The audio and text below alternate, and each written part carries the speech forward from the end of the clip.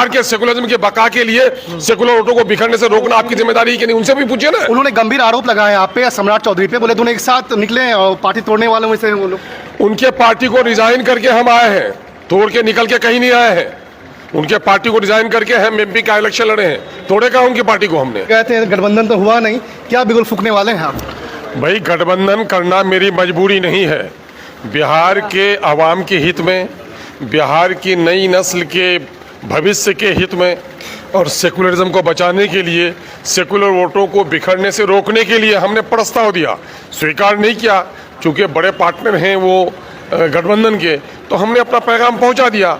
और ये पैगाम आप लोगों के लिए आपके शुक्रगुजार हैं। क्या आप लोगों ने ये पैगाम बिहार की जनता तक पहुंचा दिया कि कौन गठबंधन करना चाहता है और कौन नहीं करना चाहता है, सेकुलर वोटों को कौन बिखरने देना चाह रहा है और कौन रोकने चाह रहा है, कम्युनल फोर्सेज के खिलाफ मिलकर कौन लड़ना चाह रहा है, कौन नहीं लड़ना चाह रहा है, ये पैगाम आप लोगों ने पहुंचा दिया है। इसके लिए हम शुक्रगुजार हैं। कहना है तेजस्वी यादव का कहना है कि ओवैसी साहब से कोई बात हुई नहीं है, तो क्या सुनिए, उनको मालूम होना चाहिए तेजस्वी यादव को कि जो स्टेट प्रेसिडेंट होता है वो एम्पावर होता है इस ताल्लुक से, और ये जो हो रहा है ये नेशनल कोई पॉलिसी तय नहीं पा रही है, इसलिए स्टेट प्रेसिडेंट एनफ है इसके लिए। ये बात काटने की बात, आपने तो ये भी कहा है कि वो पहले खत भी नहीं देखे थे, जबकि खत आपने दिखा दिया था उनको। तो झूठ बोलने के लिए लोगों को कोई बहाना चाहिए। मैं स्टेट प्रेसिडेंट है, स्टेट प्रेसिडेंट बात करते कि साहब उनसे बात कराइए, उनसे भी हम लोग बात कराते।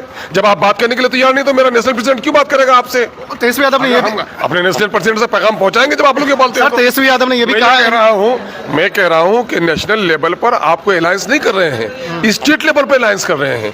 स्टेट लेवल पर जब तरीका यही है कि उनके जो स्टेट प्रेसिडेंट है उसके लिए एम्पावर्ड है वो, ये बात तो सब आरोप है कि भाई बातचीत करने का एक तरीका होता है, आप ढोल गाजे बाजे के साथ आप उनको डराने के लिए गए हुए। अच्छा, बहरहाल बेचारे को तो अब आरोप लगाना ही है। सब तरीके से जब उनके घरों पे जाके उनके पिताजी के नाम से दे दिएगी दरखास्त और उनके ऑफिस में जाके दिया गया, ये सब तरीका उनको पसंद नहीं आया। ये भी कोई असभ्य तरीका नहीं था, चूंकि वो देख नहीं सके, तो जो लोग देख नहीं पाते हैं तो उनको सुनाना चाहिए, है ना। जो आर्गन मैं कह रहा हूं कि जो देख नहीं सकते हैं उनको सुनाना चाहिए। तो इसलिए हम लोगों ने कहा कि ढोल के तरंग की आवाज ही उनके कानों तक पहुंच सकती है, इसलिए ढोल के तरंग की आवाज उनके कान तक।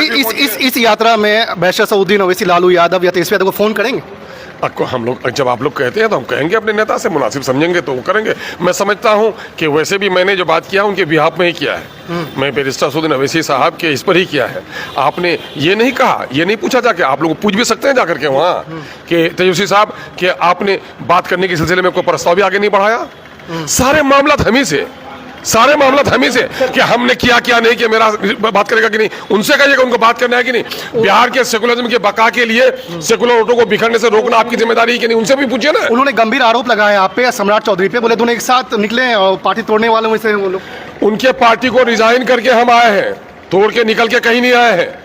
उनके पार्टी को डिजाइन करके हम एमपी का इलेक्शन लड़े हैं, तोड़े का उनकी पार्टी को हमने। बोले दोनों का मनसूबा सेम ही था। अरे दोनों उनके यहाँ भी अब्दुल बारी सिद्दीकी भी थे, उसमें सब लोग थे। अरे हम लोग एक नाराज ग्रुप थे, इनके एरोगेंसी की वजह से पार्टी टूटी है। और आने वाले दिनों में भी कल अगर राजद का नुकसान होगा तो लालू जी के विचारधारा की वजह से नहीं, तेजस्वी जी के एरोगेंसी की वजह से होगी। तकब्बुर के समंदर में वो नहाया हुआ है और गुरूर का चादर पहना हुआ है। सर, लालू जी लंबे समय से बीमार चल रहे हैं, तो क्या नैतिकता के आधार पर आप लोग पहल करेंगे उनसे मिलने की? अरे बीमार चलने हैं, कई बेकार दिल्ली देखने गया हूँ, उनके घर पर देखने के लिए गया हूँ। हम लोगों ने नैतिकता की सारी, मैं कह रहा हूँ कि नैतिकता की बात उनको भी पूछिए ना कि इतने लोग फरियाद कर रहे हैं तो आपकी नैतिकता क्या कहती है। सारा नैतिकता पाठ हम ही पढ़ाने लगे आप लोग।